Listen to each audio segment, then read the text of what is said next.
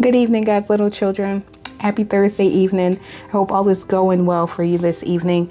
It's been a while since we did a journal, so I said, why not do one tonight? It's getting ready to storm and I'm in the house. I just walked at the park, got my walk in super quick, and I'm like, I'm going to go do some journaling with my friends. And today's topic is going to be about hurt and heal. The journal question is, first, let's do the journal quote. And it says, if you don't heal what hurt you, you'll bleed on people who didn't cut you. Let me read that again. If you don't heal what hurt you, you'll bleed on people who didn't cut you. I know that could speak for a lot of people.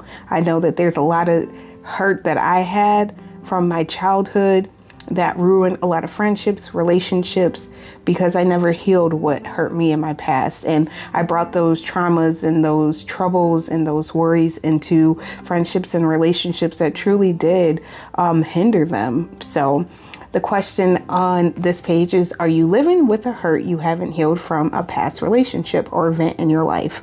Have you hurt others because of this pain? What are you doing to heal yourself?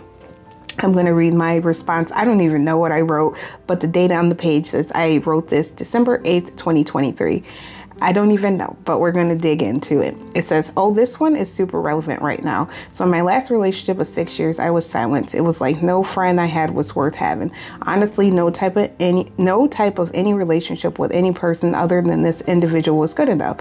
If anyone who reads this knows, I'm extremely social, bubbly, and thrive the most with my crews in my corner. I would even tell people I would date that if you don't like my friends and my spending time with them, then we won't work. I'm still in my healing process of breaking my chains of the multiple years of silence I caused for myself and them in the previous relationship that was due to me sacrificing my true self to create peace for my relationship. I've hurt myself the most. It's hands down one of my biggest regrets. Currently, my biggest creation has been me unrealizing to get back my flame with my voice. I'm journaling, chatting more, looking for a church and a crowd of inspired people like myself to heal myself to a speaker's success. That's what I wrote at that time. But I tell you what, guys, I've had a lot of hurt in the past, from being called overweight by one of my parents and just never feeling beautiful, to being made fun of in school for having a gap. And I used to hate my gap. And there's just so many things in our lives that we feel hurt from. And this was just one entry that I put at the particular time, but I've been through a lot of hurt. And I want to say that what used to and always have helped me is either exercising, getting outside, or writing and journaling has always been a way for me to heal myself, or speaking to my therapist, or just talking to God too. So let's go into the journal entry and let's get started. So once again, hurt and heal. The quote once again is, if you don't heal your hurt, you'll bleed on people who didn't cut you. And that's by Unknown. And then our question again is, are you living with hurt and haven't healed from a past relationship or event in your life? Have you hurt others because of this pain? What are you doing to heal yourself? And then the first question, it says, are you living with the hurt you haven't healed in life from the past? The examples of hurt I put are mental illness, death of the loved one, addiction, betrayal, trauma, distrust.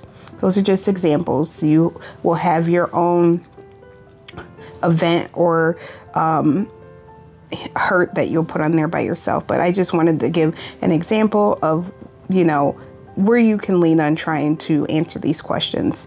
The example I put on here as a sentence is, I am living with the hurt of distrust from past experiences in relationships. So basically just like people cheating, not being honest, that would be an example. And then you would put your little area, go ahead and grab a notebook, or even if you have the same journal as me, I purchased it from Walmart, just try to do these exercises. And as you grow and pray on these situations, you will see that you are growing, you are building endurance, you are becoming better the more that you work on sitting with yourself and understanding who you are.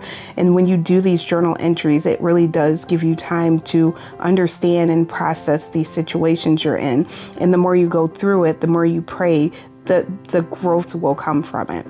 Okay, and so the second question is have you hurt others because of this pain? Examples of how it affects others: distrusting others without cause, projecting negative emotions, inflated sense of control with others, struggle to empathize for others. The example sentence I put is, I have hurt people in my relationships because I refuse to address my issues of distrust from my past experiences. The lack of communication damaged the trust in the relationship. And then question 3 is, what are you doing to heal yourself?